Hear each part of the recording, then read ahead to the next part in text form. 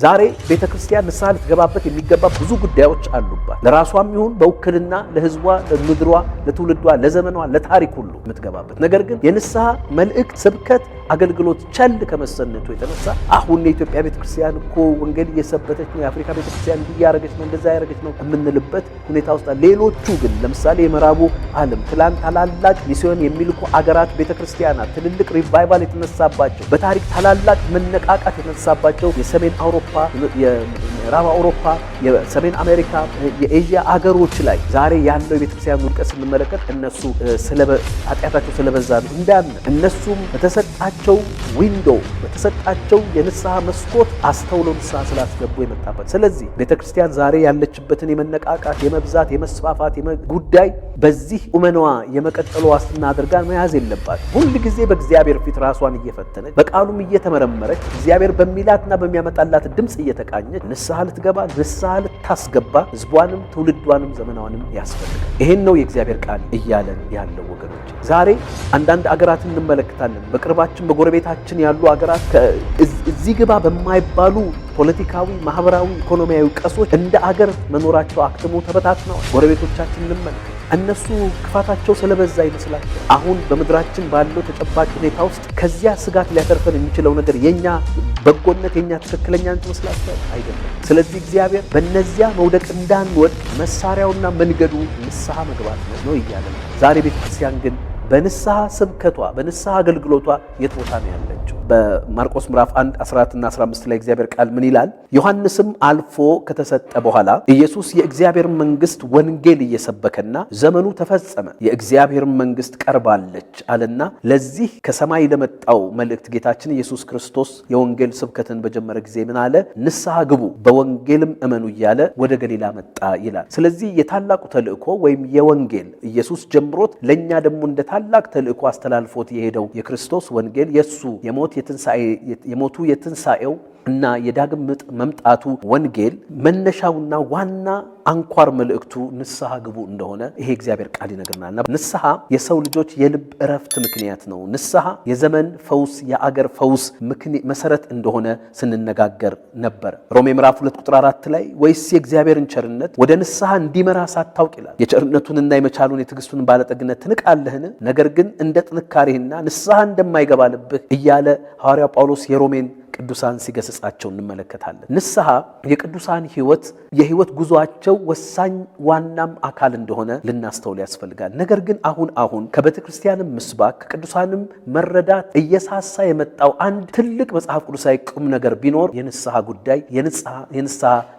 ጽንሰ ሐሳብ እንደሆነ ስንሞግት ነበረ። ምክንያቱም አንዳንዶች የሚያስቡት ነገር አለ። ንስሐ ራስን የመኮነን ሂደት አይደለም። ብዙዎች እንዲመስል አድርገው የእግዚአብሔር ምሕረትና ጸጋን በሙሉ መልኩ ካለመረዳት የተነሳ ንስሐ ራስን የመኮነን ሂደት እንዲመስል አድርገዋል። ነገር ግን ንስሐ ራስን የመኮነን ሂደት ሳይሆን በእግዚአብሔር ምሕረት የመታመን አቋም ነው። ንስሐ የሚገባ ሰው እግዚአብሔር በልጁ በክርስቶስ ኢየሱስ ይምረኛል ብሎ ያምናል። እግዚአብሔር ይመስገን። የንስሐን የተለያዩ ገጽታዎችም ተመልክተናል። አሁን ዛሬም በጥልቀት ምንመጣበት ከቤተ ክርስቲያን ምስባክ የንስሐ ስብከት የጠፋበትን የተለያዩ ነገሮች እንመለከታለን። አንዱ እነዚህ የተዛነፉ ስነ መለኮታዊ መረዳቶች አንዳንዴም ደግሞ ሰርገው የገቡ የድህረ ዘመናዊነት የአንጻራዊነት ፍልስፍናዎች ገብተው አንድ ሰውን ለአንድ ነገር ተጠያቂ ማድረግ እንደማይገባ ትክክልና ትክክል ያልሆነ መጥፎና ጥሩ አንጻራዊ እንደሆነ ከሚያስተምረው እሳቤ የተነሳ ለንስሐ ሰዎችን መጋበዝና መቀስቀስ እንደ ድክመት እንደ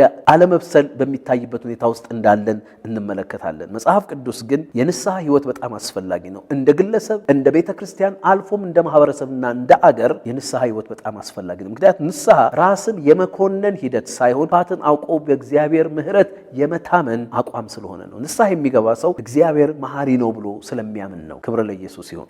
ከዚህም የተነሳ ባለፈው ሳምንት ስንነጋገር ሰው ንስሐ የሚገባባቸው ሁለት አቅጣጫዎች እንዳሉ ወይም ቤተክርስቲያንም ማህበረሰብም አገርም ንስሐ የሚገቡባቸው ሁለት አቅጣጫዎች እንዳሉ አይተናል። አንደኛው ያለማመን በደል ንስሐ የምንለው ነው። ይሄ ከሞተ ስራ ንስሐ ነው። ይሄ መነሻ ንስሐ ነው። ክርስቶስ ኢየሱስን እግዚአብሔር የላከውን የፍቅር መንገድ ባለማመን ያለብንን በደል የምንገባበት ንስሐ እሱ የመነሻ ንስሐ። እዛ ላይም አይቆምም ንስሐ ደግሞ ደግሞ ያለመታመን በደል ንስሐም ነው። አንዳንድ ጊዜ እግዚአብሔርን አምነን ግን የማንታመንባቸው ብዙ ነገሮች እንዳሉ መጽሐፍ ቅዱሳችን በራእይ መጽሐፍ ላይ ብዙ በዝርዝር ባለፈው ሳምንትም ተነጋግረናል። በራእይ መጽሐፍ ስላሉት 7ቱ አብያተ ክርስቲያናት ንስሐ ግቡ እያለ በተለይ 5ቱ ላይ ጌታ ኢየሱስ መልእክት ልኮላቸዋል። ንስሐ የሚገቡት አሁን እሱን ስላላመኑ አይደለም፣ ቤተክርስቲያን እንደሆኑ ራሱ ኢየሱስ አረጋግጧል። አሁን የንስሐ ጥሪ የሚያቀርበው ለምንድን ነው? ንስሐው ያለመታመናቸው እሱን አምነውት ልጆቹ አድርጓቸው ቤቱ አድርጓት ቤተክርስቲያንን መቅደሱ አድርጓት፣ ነገር ግን እሷ በሱ ነገር ባለመታመኗ የበደለችውን ነገር አስተውላ ንስሐ እንድትገባ የሚያደርግ ነው። ሌላው ሶስተኛው ደግሞ የአመጽ በደል ነው። አንዳንድ ጊዜ ያለመታመን ብቻ ሳይሆን አልፎም አምጾም የመበደል ነገር ስላለ በሶስቱም አቅጣጫ ንስሐ የቅዱሳን ሕይወት፣ የቤተክርስቲያን ሕይወት፣ የማህበረሰብና የሀገራትም ሕይወት አካል ሊሆን የሚገባው ወሳኝ መጽሐፍ ቅዱሳዊ ጉዳይ የታላቁም ተልእኮ የመነሻና መሰረታዊ ማዕከላዊ ዋና መልእክትም እንደሆነ በእግዚአብሔር ቃል ስንመለከት ነበር። ዛሬ በጥቂቱ አንድን ነገር መናገር እንፈልጋለን። የቤተክርስቲያን ቅድምም ስናገር እንደነበረው አንድ ቸል የተባለ መልእክቷ ስብከቷ የንስሐ ስብከት ነው። ዛሬ በቤተክርስቲያን ምስባክ ሰዎችን ባለማመንም በደል ይሁን ብዙውን ጊዜ ባለማመን በደል ንስሐ ግቡ እንላለን። ክርስቶስ ኢየሱስን ያላመኑ ሰዎች እንዲያምኑ የእግዚአብሔርን የማዳን የፍቅር መንገድ የኢየሱስን የመስቀል ሥራ ያላመኑ ሰዎች ከዚህም የተነሳ በደለኞች የሆኑ ታውቃላችሁ። መጽሐፍ ቅዱስ በዮሐንስ ወንጌል እንደሚነግረን የሰው ልጆች መሰረታዊ በደል እርሱ እግዚአብሔር በላከው አለማመናቸው እንደሆነ፣ መንፈስ ቅዱስን በሚመጣ ጊዜ ዓለምን የሚወቅስበት አንደኛው በደል ዋናው በደል ኢየሱስን አለማመን። ስለዚህ ሌሎች ሁሉ ኃጢአቶች ኢየሱስን ባለማመን በደል ውስጥ የሚካተቱ ሆነው ነው በመጀመሪያ ንስሐ የምንገባው። ስለዚህ ኢየሱስን ስናምን የሌሎች ሁሉ በደሎቻችን እሱን በማመን መስዋዕትነቱን በማመን ለኛ መሞቱን፣ መሰቀሉን፣ መገደሉን፣ መቀበሩን፣ መነሳቱን በማመን ከነዚያ ሁሉ በደሎች ነፃ እንወጣለን። ከዚያ በኋላ ግን ደግሞ ያለመታመን በደሎች አሉ። አምነን ከተቀበልን በኋላ እኛ ግን የማንታመንባቸው በደሎች አሉ። በእነዚያ ጉዳዮች ላይ በተለያዩ ነገሮች እያምታታን ያለፍናቸው ብዙ የንስሐ ዕዳዎች አሉ። የእግዚአብሔር ቃልም በዝርዝር እንደሚናገር ቤተክርስቲያንም ስላለመታመን በደልም ይሁን ስለ አመጻ በደል ቅዱሳንን፣ ህዝቦቿን፣ ማህበረሰብንና አገራትን የመገሰጽ ድምጿ የንስሐ ጥሪ የማድረግ አቅሟ ተመናምኖ እናያለን። ከዚህ የተነሳ ብዙ አደጋዎች እያለፍን እንዳለ ልናልፍም እንዳለ ልናስተውል ያስፈልጋል። ከዚህ የንስሐ አገልግሎቷ መሳሳት እና መዛነፍ ቸል ማለት የተነሳ ሉቃስ ወንጌል ምዕራፍ 13 ቁጥር 2 ላይ እንዲህ ይናገራል። ኢየሱስ መልሶ እንዲህ አላቸው፣ እነዚህ የገሊላ ሰዎች ይህ የደረሰባቸው አላቸው ከገሊላ ሰዎች ሁሉ ይልቅ ኃጢአተኞች የሆኑ ይመስላችኋልን? እላችኋለሁ አለ ኢየሱስ። አሁን የገሊላ ሰዎች አደጋ ደርሶባቸዋል፣ ችግር ደርሶባቸዋል እና ሌሎቹ አደጋው ያልደረሰባቸው የገሊላ ሰዎች ከኛ ይልቅ ኃጢአተኛ ስለሆኑ ነው እግዚአብሔር የቀጣቸው ይላሉ። እሱ ግን እንዲህ አላቸው እላችኋለሁ አይደለም፣ ነገር ግን ንስሐ ባትገቡ ሁላችሁ እንድትጠፋላችኋል። ቀጠለ ቁጥር 4 ላይ ወይስ በሰሊሆም ግንብ የወደቀባቸውና የገደላቸው እነዚያ 18 ሰዎች በኢየሩሳሌም ከሚኖሩት ሁሉ ይልቅ በደለኞች ይመስሏችኋልን? አይደለም እላችኋለሁ፣ ነገር ግን ንስሐ ባትገቡ ሁላችሁ እንደዚሁ ትጠፋላችሁ። አሁን እዚህ ላይ ዋናው ነገር ምንድን ነው ወገኖቼ? የበደል መጠን አይደለም ማለት እግዚአብሔር ንስሐ የመግባት ጉዳይ ያለ መግባት ጉዳይ ነው። ዛሬ እንደ ግለሰብም እግዚአብሔር በቸርነቱ ወደ ንስሐ እንድንመጣ ዘመንን ሲሰጠን እና ከቁጣውና ከጠላት ጥቃት ሲያተርፈንና ሲከልለን ቅድም በሮሜ ላይ እንዳነበብኩት ርኅራኄው ቸርነቱ ወደ ንስሐ ሊያደርሰን እንደፈለገ እያሰብን ካላስተዋልን ሌሎች የንስሐ ባለመግባታቸው ወይም ጽዋቸው ሞልቶ በሚቀበሉት ነገር ላይ አይኛ ስለተሻለ ነው ማለት አንችልም። ንስሐ ባትገቡ እናንተም እንዲሁ ትጠፋላችሁ። ዛሬ ቤተክርስቲያን ንስሐ ልትገባበት የሚገባ ብዙ ጉዳዮች አሉባት። ለራሷም ይሁን በውክልና ለሕዝቧ፣ ለምድሯ፣ ለትውልዷ፣ ለዘመኗ፣ ለታሪክ ሁሉ የምትገባበት ነገር ግን የንስሐ መልእክት ስብከት አገልግሎት ቸል ከመሰነቱ የተነሳ አሁን የኢትዮጵያ ቤተክርስቲያን እኮ ወንጌል እየሰበተች ነው፣ የአፍሪካ ቤተክርስቲያን እንዲያረገች ነው፣ እንደዛ ያረገች ነው የምንልበት ሁኔታ ውስጥ ሌሎቹ ግን ለምሳሌ የምዕራቡ ዓለም ትላንት ታላላቅ ሚስዮን የሚልኩ አገራት ቤተክርስቲያናት ትልልቅ ሪቫይቫል የተነሳባቸው በታሪክ ታላላቅ መነቃቃት የተነሳባቸው የሰሜን አውሮፓ፣ የምዕራብ አውሮፓ፣ የሰሜን አሜሪካ፣ የኤዥያ አገሮች ላይ ዛሬ ያለው የቤተክርስቲያን ውድቀት ስንመለከት እነሱ ኃጢአታቸው ስለበዛ ነው እንዳንል እነሱም በተሰጣቸው ዊንዶ በተሰጣቸው የንስሐ መስኮት አስተውለው ንስሐ ስላስገቡ የመጣበት። ስለዚህ ቤተክርስቲያን ዛሬ ያለችበትን የመነቃቃት የመብዛት የመስፋፋት ጉዳይ በዚህ ኡመናዋ የመቀጠሉ ዋስትና አድርጋ መያዝ የለባትም። ሁል ጊዜ በእግዚአብሔር ፊት ራሷን እየፈተነች በቃሉም እየተመረመረች እግዚአብሔር በሚላትና በሚያመጣላት ድምፅ እየተቃኘች ንስሐ ልትገባ ንስሐ ልታስገባ ሕዝቧንም ትውልዷንም ዘመናዋንም ያስፈልጋል። ይሄን ነው የእግዚአብሔር ቃል እያለን ያለው ወገኖቼ። ዛሬ አንዳንድ አገራትን እንመለከታለን። በቅርባችን በጎረቤታችን ያሉ አገራት እዚህ ግባ በማይባሉ ፖለቲካዊ፣ ማህበራዊ፣ ኢኮኖሚያዊ ቀሶች እንደ አገር መኖራቸው አክትሞ ተበታትነዋል። ጎረቤቶቻችን እንመልከት። እነሱ ክፋታቸው ስለበዛ ይመስላቸዋል። አሁን በምድራችን ባለው ተጨባጭ ሁኔታ ውስጥ ከዚያ ስጋት ሊያተርፈን የሚችለው ነገር የኛ በጎነት፣ የኛ ትክክለኛነት ይመስላቸዋል? አይደለም። ስለዚህ እግዚአብሔር በእነዚያ መውደቅ እንዳንወድቅ መሳሪያውና መንገዱ ንስሐ መግባት ነው እያለን ያለ ነው። አሁንም እግዚአብሔር የሚፈልገው ብዙ ተናጋሪ፣ ብዙ ተንታኝ፣ ብዙ ተቺ ሰው አይደለም። የሚፈልገው እግዚአብሔር ሕዝቅኤል ምዕራፍ 22 ቁጥር 30 እንደሚናገር ቅጥርን የሚጠግንን ምድሪቱን እንዳላጠፋት በፈረሰበት በኩል በፊቴ የሚቆምላት ሰው በመካከላቸው ፈለግኩ ይላል። አሁንም ወደ እግዚአብሔር የሚገባ ራሱንም ትውልዱንም ወክሎ የሚገባ ሰው ቤተክርስቲያን ማህበረሰብ ይፈልጋል። ዛሬ ቤተክርስቲያን ግን በንስሐ ስብከቷ በንስሐ አገልግሎቷ የት ቦታ ነው ያለችው? ዛሬ በዮናስ በትንቢተ በዮናስ ሕይወትና በዮናስ መጽሐፍ ምሳሌነት ውስጥ ቤተክርስቲያን እንደ ዮናስ እያየናት የዮናስን ሕይወትና የአገልግሎት ሂደት ከአራቱ ምዕራፎች በጥቂቱ እየተመለከትን ቤተክርስቲያን ወደዚህ ወደ ንስሐ ስብከቷ ወደ ንስሐ አገልግሎቷ እንድትመለስ የንስሐ መልእክትን እንድትናገር ሰዎች የወደቁበትን እንድታሳይ ከወደቁበት የሚነሱበትና የሚመለሱበትን የንስሐ ጎዳና እንድትጠቁም ራሷን ህዝቧን ማህበረሰብን ነገስታትን ኃያላንን ሁሉ ወደ ንስሐ መጥራት የምችልበት የሞራል አቋምና የአገልግሎት ቁመና ውስጥ እንድትመጣ እንሞግታለን። ዛሬ በዮናስ ምሳሌነት ማቴዎስ ወንጌል ምዕራፍ 12 ቁጥር 41 ላይ እንዲህ ይላል እግዚአብሔር ቃል፣ የነነዌ ሰዎች አለ በፍርድ ቀን ከዚህ ትውልድ ጋር ተነስተው ይፈርዱባታል። ለምን? በዮናስ ስብከት ንስሐ ገብተዋልና፣ እነሆም ከዮናስ የሚበልጥ በዚህ አለ ይላል። ያኔ በዮናስ ስብከት ነው ንስሐ የገቡ የነነዌ ከተማ በጣም አስቸጋሪ፣ እግዚአብሔር ያስቆጣች፣ እግዚአብሔር ሊያጠፋት የቀጠረባት ከተማ በዮናስ ስብከት ንስሐ ገብተዋል። ዛሬ እኮ ንስሐ የማይገባ ህዝብ ብቻ ሳይሆን ንስሐ የማይሰብክም ቤተክርስቲያን ሆነናል። ዮናስ ንስሐን ስለሰበከ ነው መጨረሻ ላይ ከተማይቱ ንስሐ የገባችው። ዛሬ ቤተክርስቲያን፣ ቤተሰብ፣ ግለሰብ፣ ቤተክርስቲያን፣ ማህበረሰብ፣ አገራት ንስሐ፣ ነገስታት፣ አለቆች ንስሐ መግባት ይገባቸው ዘንድ ድምጽ የምትሆን ቤተክርስቲያን ታስፈልጋለች። ዮናስ የእግዚአብሔር ቃል ለዚህ ጠርቶት ነበር። እነዚያን የሚያክሉ ሰዎች በከንቱ እንዳይጠፉ፣ በእግዚአብሔር ቁጣ እንዳይወድቁ፣ ጥቃት እንዳይጠፉ እግዚአብሔር ዮናስን የንስሐ ሰባኪ አድርጎ ላከው። ነገር ግን የተፈጠረውን ነገር ታውቃላችሁ። ዛሬም ያ የዮናስ በሽታ፣ የዮናስ ሽሽት፣ የዮናስ መዘናጋት፣ የዮናስ ችግር በዘመናችንም ቤተክርስቲያን የገጠመ ይመስለኛል።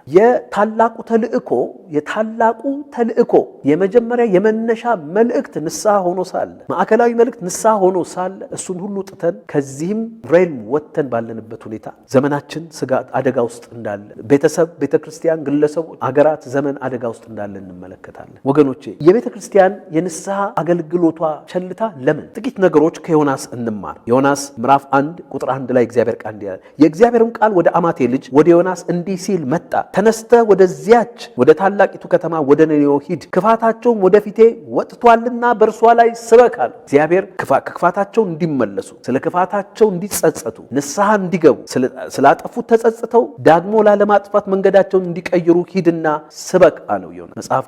መጽሐፍ ቅዱስ ግን እንዲህ ይላል፣ ዮናስ ግን ዛሬም ወገኖች ሰዎች ከዘላለም ሞት የሚያመልጡት በንስሐ ስብከት ነው። ሰዎች ከእግዚአብሔር ቁጣ ከክፋት ጥቃት የሚያመልጡት ራእይ መጽሐፍን ተመልከቱ። ለሰባቱ አብያተ ክርስቲያናት ነው የተጻፈው። ኢየሱስ በመካከላቸው እመላለሳለሁ በመካከላቸው ነኝ ያላቸው አብያተ ክርስቲያናት ላይ የተጻፈው ንስሐ ግቡ፣ ኤፌሶን ንስሐ ባትገቢ ግን አለ እመጣለሁ፣ መቅረዝሽን ከስፍራው ወስዳለሁ። ወደ እንደዚህ አይነት አደጋ ውስጥ ቤተክርስቲያንም፣ ቤተሰብም፣ ግለሰብም፣ ማህበረሰብም አገርም ከመግባቱ በፊት እግዚአብሔር ቤተክርስቲያንን እንደ ዮናስ ለንስሐ ስብከት ልኳታል። ዮናስ ግን ይላል ከእግዚአብሔር ፊት ወደ ተርሴስ ይኮበልል ዘንድ ተነሳ፣ ወደ ኢዮጴም ወረደ። ወደ ተርሴስ የምታልፍ መርከብ አገኘ፣ ከእግዚአብሔር ኮብሎ ከእርሱ ጋር ወደ ተርሴስ ይሄድ ዘንድ ዋጋ ሰጥቶ ወደ እርሱ ገባ ይላል። ዛሬ ቤተክርስቲያን ግን ይሄንን ክሪቲካል የእግዚአብሔርን የታላቁን ተልእኮ ዋና መልእክት ሰውን የሚለውጠው ለእግዚአብሔር የሚፈልግን ሰው የሚያስነሳው እግዚአብሔር የሚፈልገው ኃይለኛ ሰው አይደለም። በንስሐ ስብከት ልቡ ተመልሶ በእግዚአብሔር ፊት የሚጸጸት መንገዱን የሚመልስ ሰውን ነው የሚፈልገው። ለቤተሰብ ፈውስ፣ ለአገር ፈውስ፣ ለዘመን ፈውስ፣ ለቤተ ክርስቲያን ፈውስ። ነገር ግን ዮናስ ከእግዚአብሔር ፊት ወደ ተርሴስ ይኮበልል ዘንድ ተነሳ ይላል። አሁንም ቤተ ክርስቲያን እግዚአብሔር የሰጣትን ዋናና ማዕከላዊ የንስሐ መልእክት ዘንግታ ምስባኳ ከንስሐ መልእክት ሳስቶ ያለበት ሁኔታ አለ። ይሄ ደግሞ አደጋ አለው። ዮናስ ያንን ነገር ባያደርስ ያ በነነዌ ከተማ የሚኖር 120 ሺህ የሚያክል ሕዝብ በእግዚአብሔር ቁጣ ውስጥ ይወድቃል። ለጠላት ጥቃት ደጅ ይከፈትበታል። ግን ለምንድን ነው ዮናስ ለነነዌ ከተማ የንስሐውን ስብከት አልሰብክም ያለው? ለምንድን ነው የእግዚአብሔርን ተልእኮ የገፋው? ለምንድን ነው ወደ ሌላ አቅጣጫ ሄደው? ለምንድን ነው ዛሬ ቤተክርስቲያን ከዚህ እግዚአብሔር ካዘዛት የንስሐ መልእክት ተዛንፋ ወደ ሌላ ነገሮች ያዘነበለችበት ምክንያት ምንድን ነው? ከዮናስ ተሞክሮ ከዮናስ ሕይወት የምንማረው ነገር ምንድን ነው? ለትምህርታችን ተጽፏልና መጽሐፍ አንደኛው ዮናስ ትንቢተ ዮናስ ምዕራፍ 3 ቁጥር 2 ላይ እንዲህ ይላል፣ ተነስተ ወደዚያች ወደ ታላቅ ከተማ ወደ ነነዌ ሂድ፣ የምነግርህንም ስብከት ስበክላት። ይሄ ለሁለተኛ ጊዜ እድል ሰጥቶት ነው። ግን መጀመሪያም ያለው ይሄንን የምነግርህን ስብከት ስበክላት። የሚፈልጉትን ሊሰሙ የሚፈልጉትን አንተ የምትፈልገውን ሳይሆን የምነግርህን ስብከት ስበክላት አለው። ዮናስም የአንድ ቀን መንገድ ያህል ወደ ከተማይቱ ውስጥ ሊገባ ጀመረ ይላል። ወገኖቼ ዛሬ ቤተክርስቲያን እግዚአብሔር ስበኩ የሚለው የስብከቱ ይዘትን ሳንሱር በማድረግ ይሄ ነገር ትውልዱን ይመጥናሉ፣ ይሄ ሰው እንትናን ይመጥናሉ፣ ይሄ ሰው አባሎችን ይመጥናሉ፣ ይሄ ሰው መሪዎችን ይመጥናሉ፣ ይሄ ሰው ፖለቲከኞችን ይመጥናሉ፣ ይሄ ስብከት እያልን የእግዚአብሔርን መልእክት እግዚአብሔር የምነግርህን የነገረንን ላለመስበክ መመዘኛና መፈተኛዎቻችን በዝተዋል። ይሄ ፖለቲካሊ ኮሬክት አይደለም፣ ይሄ ቴዎሎጂካሊ ኮሬክት አይደለም፣ ይሄ እያልን መሰረት በሌለው ነገር የእግዚአብሔርን ቃል እየመዘንንና ጸጉር እየሰነጠቅን ከዚህ መልእክት ሸሸን። አንደኛው ዮናስ የስብከቱ ይዘት ነው። ምንድነው የስብከቱ ይዘት? ዘርዘር ባለ ሁኔታ አስቀምጦታል። እዚህ ላይ ሊገባ ጀመረ። ጮኸም በ40 ቀን ውስጥ ነነዌ ትገለበጣለች አለ። በቃ እንዲህ እኮ ነው ያላቸው። እሱ ሙሉን አልነገረንም። ትንሽ ባያዝ የሆነ ሰው ስለነበረ ነው እንግዲህ መጽሐፉ ላይ የተጻፈው ያክል ከጀርባው ግን ከዚህ ቢትዊን ዘ ላይንስ ግን የምናነባቸው ነገሮች አሉ። ምን ማለት ነው? በቃ ቁጣችሁ ወደ እግዚአብሔር ደርሷል። ንስሐ ባትገቡ ግን በ40 ቀን ውስጥ ትገለበጣላችሁ። ዛሬ የተገለበጣላችሁ ስብከት በምስባካችን ይመጣሉ። የተገለበጣላችሁ ንስሐ ባትገቡ እያየን ትውልድ የሚሄድበትን አቅጣጫ ቤተክርስቲያን የያዘችውን ቁመና ማህበረሰብ፣ ህዝብ፣ ሀያላን አለቆች የያዙበትን አካሄድና መስመር እያየን የተገለበጣላችሁ ስብከት እግዚአብሔር የተናገረው ማለት ነው። የምነግርህን ስብከት ያን ነው የተናገረው። እግዚአብሔር የነገረውን ያለው ሙሉን አልተቀመጠልንም፣ ሰመሪ ነው እንጂ ያለው ምንድነው? እግዚአብሔር ክፋታችሁ እኔ ጋር ደርሷል፣ ቁጣ መጥቷል፣ ጽዋችሁ ሞልቷል። ከቁጣ ከመጥፋታችሁ በፊት ከመገልበጣችሁ በፊት ንስሐ ግቡ ነው መልእክቱ።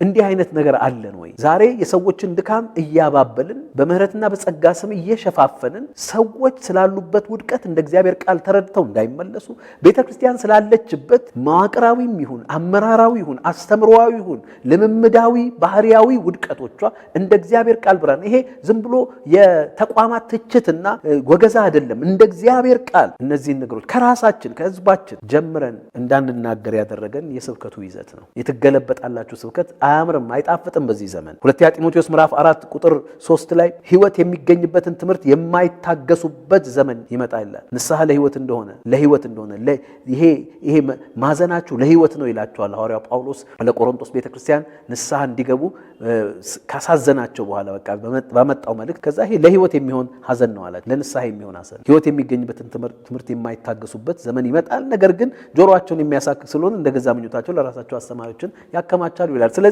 እኛም ከዘመኑ መንፈስ ጋር ሰው የሚጣፍጠው ጆሮውን የሚመቸው አእምሮውን የሚመቸው ስሜቱን የሚመቸው መልእክቴቱ ነው ብለን የምነግርህን ስብከት ስበክላት የምነግርህን ስብከት ስበክላት። ዛሬ የምንሰብከው ስብከት የተነገረንን ነው ወይስ ቢነገረው ደስ ይለዋል የምንለው?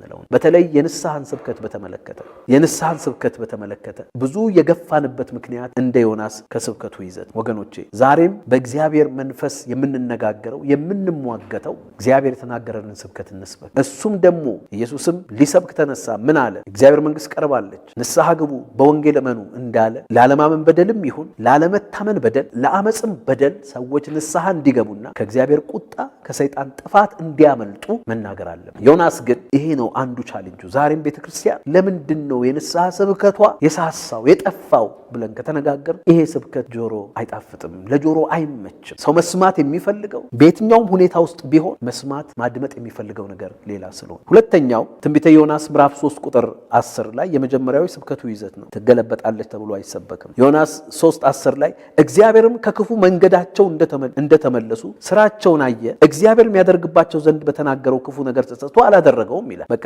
ዮናስ ተሰበከ፣ ንስሐ ገቡ፣ ባትገቡ ትገለበጣላችሁ ሲል አመኑ፣ ንስሐ ገቡ። ከዛ እግዚአብሔር ምህረትን አደረገ። ትንቢተ ዮናስ ምዕራፍ 4 ቁጥር 1 ላይ ይህም ዮናስን ከቶ ደስ አላሰኘው፣ እርሱም ተቆጣ ይላል። ለምን? ምንድነው ያስቆጣው? ሌላው የንስሐ ስብከት አንዳንድ ጊዜ ገሃዳዊ የሆነ ምክንያት ባይሆንም ስውር ግን ውስጣዊ ምክንያት እንደሆነም እንረዳለን። ምክንያቱም አንዳንድ ጥፋቶችን እናያለን፣ በአንድም በሌላም ሁኔታ እናያለን። እዚህ ላይ ዮናስ ያበሳጨው ለምንድን ነው? መጀመሪያም ላለመስበክ የፈለገበት ምክንያት ምንድን ነው? ደስ ያላሰኘው ምንድን ነው? እግዚአብሔር ምሕረትን በማድረጉ የተቆጣው ለምን? ምክንያቱም ውስጡ የምህረት ሳይሆን የበቀል መንፈስ አለበት። የምህረት መንፈስ ተወስዶበታል። አሁን እኮ ደስ የሚለን እንዲህ ነው ተመለሱ ብለን ከመስበክ ይልቅ የበቀልን ነገር ብናውጅ ይቀለናል። ምክንያቱም ዮናስ ምክንያት አለው። ያን ጊዜ በነነዌ የሚቀመጠው የአሶር ንጉስ እነ ሰናክሬም የአሶር ንጉስ በእስራኤል ላይ የሚፈጥረው ጭካኔ ቀላል አልነበረም። በጣም ኃያል ንጉስ እንደሆነ መጽሐፍ ቅዱስ ይነግራል። ሁለተኛ ነገሥት ምዕራፍ 18 ቁጥር 13 ጀምራችሁ ስታነቡ በንጉሱም በሕዝቅያስ በ14ኛው ዓመት የአሶር ንጉስ ሰናክሬም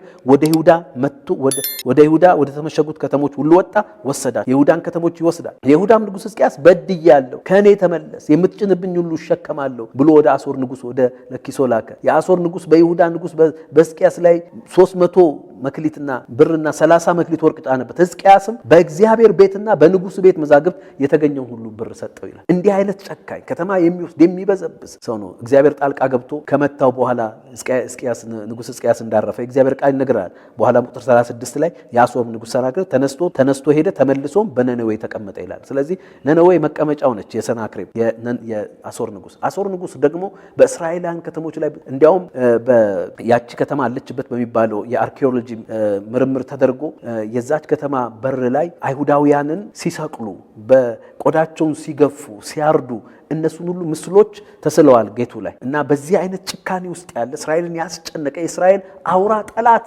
ነበር አሶር። ነነዌ የከተመው አሶር፣ የአሶር ንጉስና የአሶር መንግስት፣ የአሶር ህዝብ። ስለዚህ ቁጭት አለበት። ደስ የሚለው ምህረት ሳይሆን ቢበቀል ነው እግዚአብሔር ደስ የሚለው። እግዚአብሔር ግን መሐሪ ነው። ምክንያቱም እግዚአብሔር ወገኖቼ የሰዎችን የአጥፊዎችንም የበደለኞችንም ትክክለኛ ቁመና ስለሚረዳ ለምህረት ይፈጥናል። አንዳንድ ጊዜ እግዚአብሔር ምህረትን እንዲያደርግ በበደለኞች ዙሪያ የንስሐን ስብከት የማንሰብክበት ምክንያት እንደ ዮናስ የበቀል መንፈስ የምህረት ማጣት መንፈስ እንደሆነ ይሄ ቃል ያስተምረናል። በኋላ እግዚአብሔር ዮናስ ሲቆጣ ካስተማረው በኋላ ዮናስ ምዕራፍ 4 ቁጥር 11 ላይ እኔስ ቀኛቸውና ግራቸውን የማይለዩ 120,000 የሚበልጡ ሰዎች ብዙ እንስሶች ባሉበት ለከታለቁ ከተማ ለነነዌ አላዝንምን አለው። አያችሁ ለካ ብዙ እነዛ ጥፋቶቻቸው ሁሉ ካለማወቅም ነው። ሐዋርያው ጳውሎስ እንደተናገረ ቤተክርስቲያንን ሲያሳድድ እግዚአብሔር አልመታኝም አለ፣ ምክንያቱም ባለማመን ባለማወቅ ስላደረኩት ምህረትን አገኘው ይላል።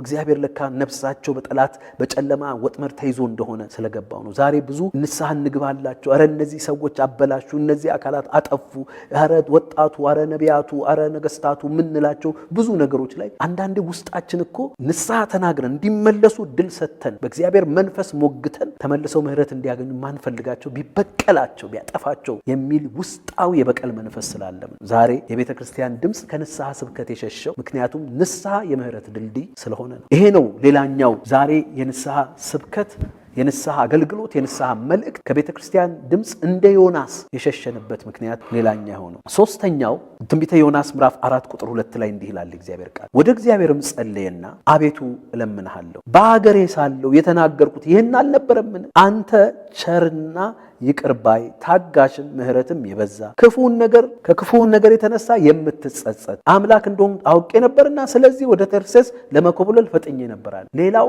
ያንን የተነገረውን የንስሐ ስብከት ለነነዌ ከተማ እንዳይሰብክ የዮናስ ምክንያት ወይም ማመካኛ የነበረበት አንዱ የእግዚአብሔርን የምህረትና ይቅርታ ማንነት የመረዳት ዝንፈት። አዎ እግዚአብሔር መሐሪ ነው። አዎ እግዚአብሔር ይቅር ባይ ነው። አዎ እግዚአብሔር ከክፉ ነገር የሚጸጸት ነው። ነገር ግን የእግዚአብሔር ምህረት መግቢያ በሩ ንስሐ ነው። ሰው ልቡ ተሰብሮ ጥፋቱን አውቆ በእግዚአብሔር ታምኖ ንስሐ ካልገባ እናንተም ንስሐ ባትገቡ እንደዚሁ ትጠፋላችሁ ነው። አዎ እግዚአብሔር መሐሪ ነው። አዎ እግዚአብሔር ይቅር ባይ ነው። ነገር ግን የእግዚአብሔር ምህረትና ይቅር ማለት አውቶማቲክ አይደለም፣ ኮንዲሽናል ነው። ሰው ንስሐ በመግባቱ ውስጥ ነው የሚመለሰው። ይሄንን አልተረዳንም። አይ ምን ይሆናል በቃ እግዚአብሔር ቸር ነው። አንዳንዴ ይሄ ብላንኬት ግሬስ ብላንኬት ሜርሲ በቃ ዝም ብሎ ኮንዲሽናል ያልሆነ ልክ እግዚአብሔርን እንደ ስሜት እንዳለው ሐሳብ እንዳለው ስልጣን እንዳለው ሉዓላዊ እንደሆነ የማይቆጥር ስብዕና አልባ ኃይል አድርገን በተግባር የምናይበት መንፈስ አዘናክቶናል። እግዚአብሔር ያያል፣ ይመዝናል፣ ዘመን ይቆጥራል፣ ይታገሳል። ነገር ግን በጊዜው ይፈርዳል። በጊዜው እግዚአብሔር ጥፋትን ያመጣል፣ ደጆችን ይከፍታል። እሱ ግን ይህን አልተረዳም። በቃ ምን ሰበኩ አልሰበኩ ተናገርኩ አልተናገርኩ እግዚአብሔር መሐሪ ነው። በቃ ብላንኬት አሁን ይሄ የዩኒቨርሳሊዝም አስተምህሮ ራሱ በቃ ክርስቶስ ኢየሱስ በመስቀል ላይ ስለሞተ የዓለም ኃጢአት ሁሉ ተሽሯል፣ ስለዚህ ሁሉም ሰው ድኗል፣ ሁሉም ሰው ክርስቶስ ስለሞተ ድኗል የሚል አመለካከት አለ። ንስሐ ገባ አልገባ፣ ህይወትን አስተካከል፣ መንገድን አስተካከል አልስተካከል፣ just because Jesus died በቃ ሁሉም ሰው ይድናል የሚባል ማሳሰብ አለ። እነዛ ሁሉ ነገሮች ውስጣችን ሰርገው ገብተው አሳሳቢነቱ አይገባንም፣ አሳሳቢነቱ አይታየንም። አይ ምን እግዚአብሔር እንደው ይጨክናል ብለ ነው እንባባላለን። እግዚአብሔር የመጨከኑ ጉዳይ አይደለም ወገኖቼ። እናንተ ምንም ውድ ዋጋ ያወጣችሁበት የምትጠቀሙበት ነገር ከተበላሸ፣ ለምሳሌ አሁን የምትጠቀሙበት አይፓድ ከጥቅም ውጪ ሆኖ ቢሰባበር ቢበላሽ ሰብስቤ ቤቴ ውስጥ አላስቀምጠው፣ አውጥቼ ትራሽ ውስጥ ነው የምጥለው። የማይሰራ መሆኑን ካወቅ ከጥቅም ውጪ መሆኑን ሊስተካከል እንደማይችል ከገባኝ አሁን throw it into the trash። ግን ዋጋ ከፍዬበታለሁ፣ ውድ ዋጋ ከፍዬ ገዝቼዋለሁ። ጥሩ ነገር ይሰራልኛል፣ ይጠቅመኛል። ነገር ግን ከተበላሸ መሰራት የማይችልበት ሁኔታ ውስጥ ከገባ ግን ትራሽ ነው የሚሄድ። እንደዚህ እኮ ነው የሚሆነው። የሰው ልጅም መመለስ መሰራት ካልተቻለ እግዚአብሔር ሳይሆን ራሳችንን ነው ወደዛ ቁጣ ያመጣ። ዛሬ እግዚአብሔር ለሰዎች የሚናገረው ነገር አለ። አንዳንድ ጊዜ ይገርማል። የምናመጣው መልእክት ሁሉ ሰዎችን ካሉበት ሁኔታ የሚመልስ ሳይሆን ባሉበት ሁኔታ እንዲባረኩ የእግዚአብሔርን እጅ መጠምዘዝ ያክል ነገር ነው። ቤተሰብ፣ ማህበረሰብ፣ ቤተክርስቲያን፣ አገር፣ ምድር፣ ነገስታት፣ ኃያላን ሊገሰጹ የሚገባቸው ነገር እያለ እኛ ግን በማባባል ጎዳና እየሄድን ለነሱም ጥፋት ዘመንን እያፈጠንን። አዎ እግዚአብሔር መሐሪ ነው፣ ግን የእግዚአብሔር ምህረት በንስሐ በር የሚገባ ነው። በመመለስ በመሰበር በር የሚገባ ነው። ንስሐ እንደማይገባ ልብህ ይላል እግዚአብሔር። ለንስሐ ዘመን እንድናገኝ ጊዜ እንድናገኝ ወዶ ይታገሳል። ጌታን ለማያውቁ ሰዎች ካለማመን በደል ንስሐ እንዲገቡ፣ ጌታን አውቀን ባለመታመን በደል እየገሰገስን ላለን ቅዱሳንም እግዚአብሔር ዘመን ይሰጠናል። ግን ዘመን አለ። እግዚአብሔር እንደ አይኔ ብሌን ብሎ የሚወዳቸውን ምርጥ ህዝቦቹን እስራኤላውያንን ከሱ መንገድ ሲመለሱ ለንስሐም እምቢ ሲሉ ለንስሐ የለከላቸውን ነቢያትና ሐዋርያት ሲገሉ ሲወግሩ እግዚአብሔር ምን አይነት ነገር እንደሚያመጣባቸው ታውቃለህ። አሁንም እግዚአብሔር ማንነቱ የተለወጠ አይደለም። እኔ እግዚአብሔር አምላክህ አልለወጥም ሲል በጎ ለማድረግ ሁል ጊዜ ለአንተ ተጋለው ማለት ብቻ ሳይሆን ማይ ኢንቴግሪቲ ሙሉ ሁለንተና አይለወጥም። ዘመን አይቶ አይለወጥም። ጊዜ አይቶ አይለወጥም። ምንም ማንም አይቶ አይለወጥም። መሐሪ ነው። ዮናስ ይሄም ዝንፈት ነበረበት። ዛሬስ ይሄ ሁሉ አልደረሰብንም ወይ? ይሄ ሁሉ ዝንፈት የለብንም ወይ? ቤተክርስቲያን ድምጿ የታላቁ ተልእኮ ዋና መልእክት ቀዳሚ መልእክት የሆነው የንስሐ ስብከቷ። አዎ ኮርሶች እናዘጋጃለን፣ የወንጌል ስርጭት ፕሮግራሞች እናዘጋጃለን። ላላመኑት ያለማመን በደል ላለባቸው ንስሐ ግቡ እንላለን። ያለመታመን በደል ስላለብን ላለበት ማህበረሰብ ላለባት ቤተክርስቲያንስ ንስሐ ብለን ወድቀን እናስወድቃለን ወይ? የለም። ምክንያቱም እነዚህ ሶስቱ ነገሮች ናቸው በጥቂቱ የስብከቱ ይዘት፣ የበቀል መንፈስና የእግዚአብሔርን የመሐሪነት የይቅርባይነት ማንነት የመረዳት ዝንፈታችን ነው። አሁን በዝርዝር እንዳስቀመጥኩት ታዲያ ዮናስ እምቢ አለ። እነዚህ ሁሉ ጉዳዮች ናቸው ያስኮበለሉት። ነገር ግን ከንስሐ ስብከት መሸሽ እግዚአብሔር ይህን ምነግርህን ስብከት ስበከላት ካለው ባትመለሱ ትገለበጣላችሁ፣ ንስሐ ባትገቡ እንዲሁ ትጠፋላችሁ አለ ኢየሱስ ራሱ። አሁን ከዮናስ የሚበልጥ በዚህ ያለ አለ እየነገራቸው ንስሐ ግቡ፣ ወንጌል እመኑ፣ አለበለዚያ ትጠፋላችሁ እያለ በመኮብለሉ ከንስሐ ስብከት ከንስሐ አገልግሎቷ ቤተክርስቲያን ስለኮበለለች ልክ እንደ ዮናስ ብዙ መዘዞችን እያስተናገደ ምንድነው ዮናስ ከዚህ አገልግሎት ከዚህ ትኩረት በመሸሹ ምን መዘዝ ደረሰበት? አንደኛ ትንቢተ ዮናስ ምዕራፍ 1 ቁጥር 3 ዮናስ ግን ከእግዚአብሔር ፊት ወደ ተርሴስ ይኮበልል ዘንድ ተነሳ፣ ወደ ኢዮጴም ወረደ፣ ወደ ተርሴስም የምታልፍ መርከብ አገኘ። ከእግዚአብሔር ፊት ኮብሎ ከነርሱ ጋር ወደ ተርሴስ ሄድ ዘንድ ዋጋ ሰጥቶ ወደ መርከቧ ገባ። እግዚአብሔርም በባህሩ ላይ ታላቅ ነፋስ አመጣ፣ በባህርም ላይ ታላቅ ማዕበል ሆነ፣ መርከቢቱም ልትሰበር ቀረበች ይላል። የንስሐ ስብከት ማቆማችን ማሳሳታችን ልክ እንደ ዮናስ መዘዙ ምን እንደሆነ ታውቃላችሁ? ዋጋ ከፍለን የገባንባቸው መርከቦች ሁሉ ይናወጣሉ። አልጠፋ አለ እኮ ነውጥ። ቤተክርስቲያን ቅዱሳን ቤተሰብ ቢመሰርቱ ትልቅ ዋጋ ከፍለው ይናወጣል። ህብረት ብንፈጥር ይናወጣል። ኤኒ ኢንስቲትዩሽን ኤኒ ቬሂክል ብንመሰርት ይናወጣል። ምክንያቱም ይሄንን ተልእኮአችንን እንቢ ከማለታችን የተነሳ የታላቁን ተልእኮ ዋናና ቁልፍ መልእክት እግዚአብሔር የነገረንን የንስሐ ግቡ መልእክት ላላመኑትም ላልታመኑትም ላመጹትም የንስሐ መልእክት ካለመናገራችን የተነሳ እሱን ሸሽተን የገባንበት በፍቅር ሰበብ እንትን እናደርጋለን፣ በመዋደድ ሰበብ በምናምን በአንድነት ሰበብ መርከብ እንሰራለን እንገባለን። ግን ነውጥ ነው። የገባንበት ሁሉ ይናወጣል። መንፈሳዊ ተቋም ቢሆን ማህበራዊ ተቋም ቢሆን ፖለቲካዊ ተቋም ቢሆን ምንም ተቋም ብንገባ ይናወጣል። ምክንያቱም ዋናውን ተልእኮ ሸሽተን ስለመጣ የነውጥ ምክንያት ሆነናል። እና ተጨነቁ እነሱ። ይሄ ነውጥ በማን ምክንያት አገኘናል? ዮናስ አወቀ፣ በእኔ ምክንያት ነው አለ።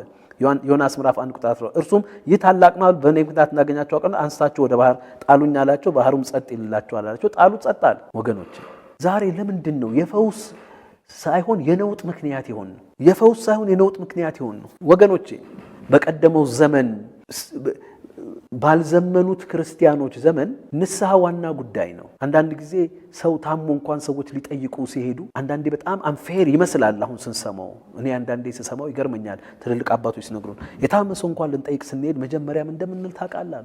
እንደ ወንድሜ እግዚአብሔር መልካም ነው፣ ግን እንደ እስቲ ራስህን መርምር ምን አለ እንላለን አሉ። ይሄ ለመኮነን አይደለም፣ ነገር ግን የጠላትን እጅ ያስገባ እግዚአብሔርን ቁጣ የቀሰቀሰ ነገር ይኖራል ከሚል ይሄ የመመለስ በቃ አሁን ይሄ እሱን ለመኮነን ወይም ደግሞ የመኮነን ሳይሆን ምህረቱን በቃ እግዚአብሔር አዎ ካልክ እኮ ይላል እግዚአብሔር ቃል ተፈወስም ዘንድ አንዱ ስለ አንዱ ይጸልይ። የጻድቅ ሰው በስራው እጅግ ኃይል ታደርጋለህ፣ ኃጢአትም ሰርቶ ከሆነ ይሰረይለታል ይላል። ያንን መንፈስ ይናገራሉ። እኔ የማውቀው ነገር የለም፣ እኔ የማውቀው ነገር በቃ የምታውቀው ነገር ከሌለ በቃ እግዚአብሔር ሆይ ምህረትን አድርገናል። ብዙ ጊዜ የእግዚአብሔር እጅ ትገለጣለች አሉ። ዛሬ ግን እንዲህ አይነት መንፈስ ስለሌለ በገባንበት ሁሉ ነውጥ ነው፣ በተገባንበት ሁሉ ማዕበል ነው። ይሄ ተልእኮ ይሄን አገልግሎት ስለሸሸ ምንም አድርገን እንፍጠር። አንዳንዴ ዋጋ ከፍለን የገባንባቸው መርከቦች በማዕበል ይናወጣሉ። ለአንድነት፣ ለፍቅር፣ ለምን እያልን የምንገነባቸው ነገሮች ለለውጥ፣ ለተሐድሶ ለምን እያልን የምንገባባቸው ሲስተሞች ውስጥ ሁሉ የማዕበል ምክንያት እንሆናለን። የሚመለስ ልብ ስለሌለ ይሄ አይነት የንስሐን መንፈስ የሚያምንና የሚናገር ተልእኮ ሽሽት ውስጥ ስላለ። ሁለተኛው ከንስሐ ስብከት የመኮብለል መዘዙ ምንድን ነው? ከዚህ ነገር የመኮብለል መዘዙ ምን አጋጠመ? ሌላው ትንቢተ ዮናስ ምዕራፍ 1 ቁጥር 5 ላይ መርከበኞቹም ፈሩ፣ እያንዳንዱም ወደ አምላኩ ጮኸ፣ መርከቢቱም እንድትቀልላቸው በውስጧ የነበረውን ዕቃ ሁሉ ወደ ባህር ጣሉት ይላል እግዚአብሔር ቃል። ዮናስ ግን ወደ መርከቡ ውስጠኛው ክፍል ወርዶ ነበር፣ በከባድ እንቅልፍ ተኝቶ ነበር። የመርከቡም አለቃ ወደ እርሱ ቀርቦ ምን ነው ተኝተሃል? እንዳንጠፋ እግዚአብሔር ያስበን እንደሆነ ተነስተህ አምላክህን ጥራለሁ። ምን ነው ተኝተሃል? ሌላው የድንዛዜ መንፈስ ነው። አያችሁ፣ መርከቢቷ ከዮናስ የተነሳ ንስሐ ከማያስገባ የንስሐ ስብከትን ከሸሸ፣ የንስሐ እውነትን ከሸሸ፣ የንስሐ ስብከትን ከሸሸ ከዮናስ የተነሳ መርከቢቷ ተናውጣለች። እሱ ግን ታች ገብቶ ተኝቷል። ያ እንቅልፍ ጌታችን ኢየሱስ ክርስቶስን በመዓል መካከል ተኝቷል። ያ የእምነት እንቅልፍ ነው።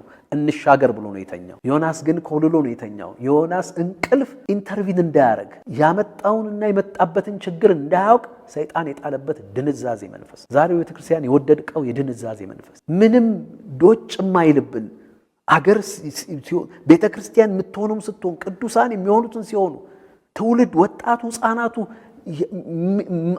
all things are happening። እኛው ያመጣነው ነውጥ፣ እኛው የፈጠርነው ነውጥ እያናወጠኛ ግን ተኝተናል። we're so insensitive። ይሄ እኮ መዘዙ ነው። የኮበለለ ሰው መዘዝ ይሄ ነው፣ የድንዛዜ መንፈስ። ተነስተህ እንኳን አንተ የምተኛ ንቃ፣ ከሙታንም ተነሳ፣ ክርስቶስም ያበራልሃል።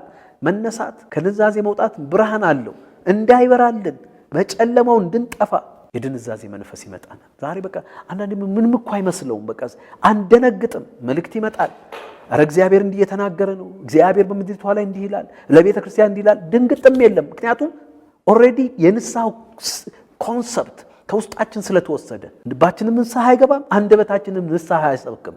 ከዚህ የተነሳ ከዚህ ነገር ስለኮበለልን ድንግጥም አንልም። ይሄ ድንዛዜ መንፈስ ሌላው መዘዝ ነው። ሶስተኛው የእግዚአብሔር ቃል ሲነግረን ትንቢተ ዮናስ ምዕራፍ 1 ቁጥር 17 እግዚአብሔርም ዮናስን የሚውጥ ታላቅ አሳ አሰናዳ፣ ዮናስም 3 ቀንና 3 ሌሊት በአሳው ሆድ ውስጥ ነበረ። ትንቢተ ዮናስ ምዕራፍ 2 ቁጥር 11 ዮናስም በአሳው ሆድ ውስጥ ሆኖ ወደ አምላክ ወደ እግዚአብሔር ጸለየ ይላል። ወገኖቼ ሌላኛው ከድንዛዜ መንፈስ ስንነቃ ንስሐ የማይገባው ልባችን፣ ንስሐ የማይሰብከው አንደበታችን የሚጣልበትን ነገር ተመልከቱ። ቁጥር 2 ላይ በመከራዬ ሳለሁ ወደ አምላክ ወደ እግዚአብሔር ጮኽኩ ይላል። ሌላኛው በመከራ መጣን። ዮናስ ወደ ባህሩ ተጣለ፣ አሳ ነባሪ ሆድ ውስጥ ገባ። እዚያ ውስጥ ሆኖ ነው መጸለይ የጀመረው። መከራ ውስጥ ሆኖ ወደ ንስሐ መመለስ ይሻለናል። ዮናስ አለ በመከራዬ ሳለሁ ወደ አምላክ ወደ እግዚአብሔር ጮኽኩ። ከመከራ በፊት እግዚአብሔር ተናግሮ አልነበረም ወይ? እግዚአብሔር አሳስቦ አልነበረም ወይ? አሁን መከራ ነው የምንጠብቀው። ሌሎች የዓለም ቤተክርስቲያናት ላይ የደረሰው ይድረስብን፣ ሌላው ትውልድና ማህበረሰብ ላይ የመጣው ይምጣብን፣ ሌሎች አገራት ላይ የመጣው ይምጣብን። እዛ ስንገባ ያን ጊዜ ነው ከመከራ መካከል ምንጮህ በመከራዬ ሳለሁ ይላል። ዮናስም በአሳ ሆድ ውስጥ ሆኖ ይላል ከተዋጠን ከተበላን በኋላ መጸለይ ይሻላል፣ መመለስ ይሻላል ሲናገር አለ። ወደ አምላኬ ጮክ እርሱም ሰማኝ። በሲኦል ሆድ ውስጥ ሆኜ ጮክ፣ ወደ ጥልቁ ባህር ውስጥ ጣልከኝ። ፈሳሾች በዙሪያዬ ነበሩ፣ ማዕበል ሞገዱ በላይ አለፈ። እኔም ከዓይን በፊት ተጣልኩ፣ ውኆች እስከ ነፍሴ ድረስ ከበቡኝ። ጥልቁ በዙሪያዬ ነበረ፣ የባህሩ እነዚህ ሁሉ መከራዎች ውስጥ ከወደቅን በኋላ ብዙ ጊዜ የምናደርገው እንደዛ ነው። ይባላል፣ ይናገራል፣ እግዚአብሔር ይናገራል፣ አንሰማም። ከዛ በኋላ ነገሩ ሲወድቅ ሁሉም ወደ ጓዳ ወደ እንትን ይገባል፣ ንስሐ ለመግባት ወደ እግዚአብሔር ለመጮህ ኧረ እንጩህ እንመለስ። እግዚአብሔር ግን በደህናው ቀን ክፉ ቀኖች ሳይመጡ ንስሐ ግቡ፣ ንስሐ አስገቡ።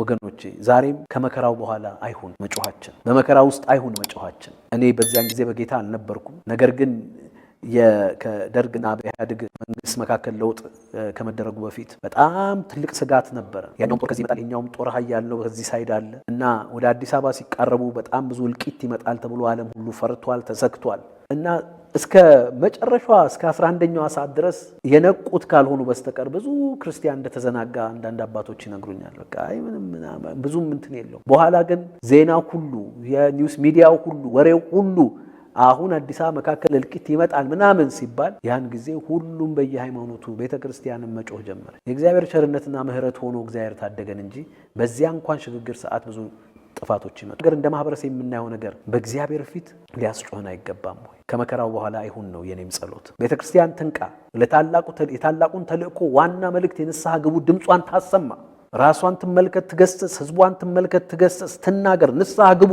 አለበለዚያ ጥፋት አለ፣ ውድቀት አለ።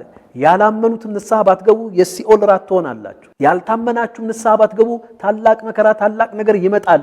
በሮች ለክፋት ጥቃት ይከፈታሉ፣ የእግዚአብሔር ሞገስ ፈቀቅ ይላል ብላ መናገር አለባት። ባይጣፍጥም አሁን ይሄ እንዲህ ስል ብዙ ሰዎች ላይመቻችሁ ይችላል። አይ ዶንት ማይንድ ወገኖቼ፣ ምክንያቱም የወንጌል ተልእኮ እስር ቤትን ማሳዋብ ሳይሆን ከእስር ቤት ማውጣት ነው። አሁን ግን ሰው እንደታሰረ እስር ቤቱን እናስውብለታለን፣ ትልልቅ ፈርኒቸር እናስገባለታለን፣ ቲቪ እናስገባለታለን፣ ቀለም እንቀባለታለን። ግን እስር ቤት ውስጥ ነው፣ መውጣት አይችልም። እስር ቤት ሰው በኃጢአት ታስሯል፣ በአመፅ ታስሯል፣ በመተት ታስሯል፣ በጥላቻ ታስሯል፣ ይቅር ባለማለት ታስሯል፣ በብዙ ነገሮች ታስሯል። እዛ ስርዓት ውስጥ ግን በጣፈጡ ስብከቶች ዴኮሬት እናደርግለታል። we are not called to decorate prison cells, we are called to deliver prisoners by the power of the gospel of Christ. በክርስቶስ ኢየሱስ የወንጌል ኃይል ሰዎችን ማውጣት ነው የተጠራ ነው። ወገኖቼ አሁንም የእስር ቤትን የማሳመር ዴኮሬት የማድረግ ነገራችን ያቁም። እግዚአብሔር የተመሰገነ ይሁን። እግዚአብሔር ግን በየትኛውም ሰዓት ለተመለሰ ይመለሳልና ትንቢተ ዮናስ ምዕራፍ 2 ቁጥር 6 ላይ እግዚአብሔር ቃል እንዲህ ይላል፣ ወደ ተራሮች መሰረት ወረድኩ፣ በምድርና በመኖሪያዎቿ ዘላለም ተዘጋው። አንተ ግን አቤቱ አምላኬ ሕይወቴን ከጉድጓድ አወጣ። ቁጥር 10 እግዚአብሔርም አሳውን አዘዘው፣ እርሱም ዮናስን በየብስ ላይ ተፋው ይላል። ተውጦ ከመተፋት ከመከራ ሚል ከመከራ ወፍጮ ተፈጭቶ ከመውጣት በኋላ ለምን ይሆንብናል? ለምን ዛሬ አንመለስም? አሁን መከራውን በሩቅ አይደለም በደጅ ነው። ግን ሳይመጣ ሳይውጠን እንመለስ ነው የእግዚአብሔር ድምጽ የሚለው። ትንቢተ ዮናስ ምዕራፍ 3 ቁጥር 3 ላይ ዮናስም ተነስቶ እንደ እግዚአብሔር ቃል ወደ ነነዌ ሄደ፣ ከዚያም ሰበከላት። ህዝቡም ተመለሰ፣ እግዚአብሔር ምሕረትን አደረገ። እግዚአብሔር የተመሰገነ ይሁን። ዛሬም ወገኖቼ እኛም ተነስተን እንደ እግዚአብሔር ቃል እንሂድ፣ የምነግርህን ስብከት ስበክላት እንዳለ። ሃሌሉያ። ሰዎች እንዲመለሱ የእውነትን ብርሃን እንዲመለከቱ ያሉበትን ጨለማ እንዲያስተውሉ እንናገር፣ እንመለስ። ቤተክርስቲያን ውድቀቷን ትመርምር፣ ትመዝን፣ ትመለስ። ሃሌሉያ። እኛ ከማንም ስለበለጥን ከማንም ስለተሻለን አይደለም። ትላንትና አንድ መጽሐፍ ሳነብ ነበረ። ዴሪክ ፕሪንስ የሚባል ጸሐፊ የጻፈው ነው እና በኬንያ አገር በ1960ዎቹ እና 50ዎቹ መጨረሻ አካባቢ ፈረንጆች አቆጣጠር የአንድ ትምህርት ቤት የአንድ ቴክኒካል ትምህርት የአስተማሪዎች ኮሌጅ ፕሪንሲፓል ሆኜ ሳገለግል ስሰራ ሚስዮናዊ ሆኜ አለ እና ያን ጊዜ ገና ኬንያ ከቅኝ ግዛት አልወጣችም። ግን የማው የሚባል እንቅስቃሴ ነበር፣ በጣም ብዙ ጥፋት የሚያደርግ እና የነጻነት ትግሉንም ራሱ ብዙ እንትን ያለ ነገር ነበረ። የነጻነት ትግሉም በዚህ ሳይድ አለ። ከጎረቤቶች ሀገሮች ነጻ ወጥተዋል። ኮንጎ ነጻ ወጥታ የራሷን መንግስት መስርታ እርስ በርሳቸው መግባባት ስላልቻሉች መካከላቸው ብዙ እልቂት እየተፈጠረ ከኮንጎ ብዙ ነጮች እና ብዙም ኮንጎያን ወደ ኬንያ ሲሰደዱ ነበራልና እና በዚያ መካከል አሁንም የኬንያ ነጻ መውጣት የኬንያ ከብሪትን ከእንግሊዝ ቅኝ ግዛት መውጣት ጊዜው እንደደረሰ ገብቶን አንድ ጊዜ ጾም ጸሎት ይዘን የኮሌጅ ተማሪዎችና አስተማሪዎች ሆነን ባለንበት ሰዓት እግዚአብሔር መንፈስ በጣም በጥሩ ከፍተኛ መንፈስ መካከላችን ሲንቀሳቀስ ተነሳና እነዚህ የኬንያን ተማሪዎችና መምህራን ስለ ኬንያ እንዲማልዱ ስለሚመጣው ሽግግር ጤናማ እንዲሆን እንዲማልዱ ንገራቸው አለኛልና ወጥቼ ስነግራቸው አጠገቤ የሚያስተረጉመው በስዋሂሊ የሚያስተረጉመው ሰው ተንበረከከና መጸለይ ጀመረና ህዝቡ ሁሉ በጣም በኃይለኛ ሁኔታ መማለድ መጸለይ ንስሐ መግባት እግዚአብሔር ይቅር በለን። በተለይ በእነዚህ ጉዳዮች የተፈጠሩትን አመጾች በዘሊ በማውማው ሙቭመንት በጣም ብዙ አትሮሲቲስ ነበሩ። ነጮቹ የፈጠሩት ብዙ ያፈሰሱት ደም ነበረ። ስለሱ ሁሉ ንስሐ እየገባን እየጮህን ከጨረስን በኋላ ይሄ ሰው አስተርጓሚ ተነሳና ከተንበረከከበት አንድ ራእይ ያየሁ አለ። እስቲ ምንድነው ስንለው ከኬንያ ምዕራብ በኩል ቀይ ፈረስ ላይ የተቀመጡ ጥቁር ሰው በጣም በኃይለኛ ሁኔታ በጭካኔ እየጋለበ ከኋላው ብዙ ቀይ ፈረሶች እና ጥቁር ጋላቢ ያላቸው በጭካኔ ወደ ኬንያ ሲመጡ እኛ ስንጸልይ አቅጣጫቸውን ቀይረው ወደ ኬንያ ሰሜን አቅጣጫ ወጥተዋል። የኬንያ በተጻራሪ አቅጣጫ ወጥተዋል። ወደ ኖርዝ ኦፍ ኬንያ ተመለሱዋል። ከዛ በኋላ ከእንግሊዝ ቅኝ ግዛት ኬንያ ነፃ ወጣች። አንጻራዊ የሆነ ዴሞክራቲክ መንግስት ሆነላት። በኢኮኖሚዋም በእድገቷም ከነጮቹ ጋር ባላት መስተጋብር ጥሩ ሁኔታ ሆና ቀጠለች አለ። ከጥቂት ዓመታት በኋላ ግን ያ ቀይ ፈረስ የት እንደገባ ታውቃላችሁ? ኢትዮጵያ።